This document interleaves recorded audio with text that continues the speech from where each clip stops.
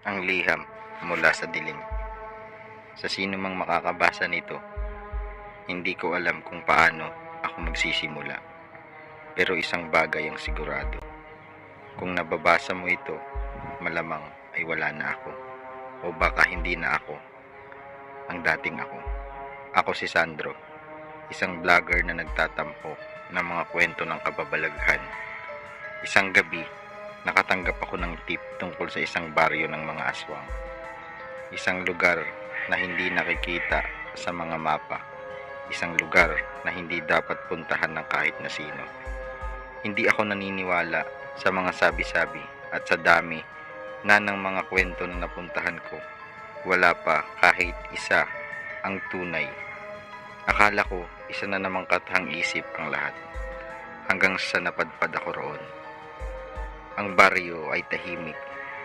Halos patay ang paligid. Walang kahit anong modernong gamit. Parang naiwan sa lumang panahon. Ang mga tao, kakaiba. Ang kinikilos, parang binabantayan ako. Tinatansya ang bawat galaw ko. Doon ko naisip na baka totoo nga ang sinasabi ng tip. Gabi ng ika-4 na araw, nangyari ang hindi ko inaasahan.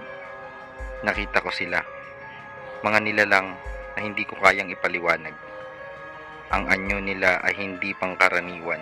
Mahahaba ang kuko, mapupula ang mata, at ang balat ay parang nabubulok, pero buhay. Nakatayo sila sa harapan ko, nakangiti, at halata mo sa kanilang mga itsura ang pagnanais. Nakainin ako, tumakbo ako. Wala akong ibang nakita kundi dilim. Hanggang sa may natanaw akong isang lumang kubo sa gitna ng kagubatan. Kumatok ako nang bigla kong narinig ang mga yapak sa likuran ko. Mabibigat, mabibilis, at palapit ng palapit. Nagbukas ang pinto. Sa loob, isang matandang lalaki ang nakatingin sa akin. May hawak na gasera. Tahimik siya, pero ang tingin niya ay parang alam niya kung anong nangyayari. Sabi niya sa akin, kung ayaw mong mamatay ngayong gabi, pumasok ka. Hindi ko alam kung sino siya o kung bakit niya ako iniligtas.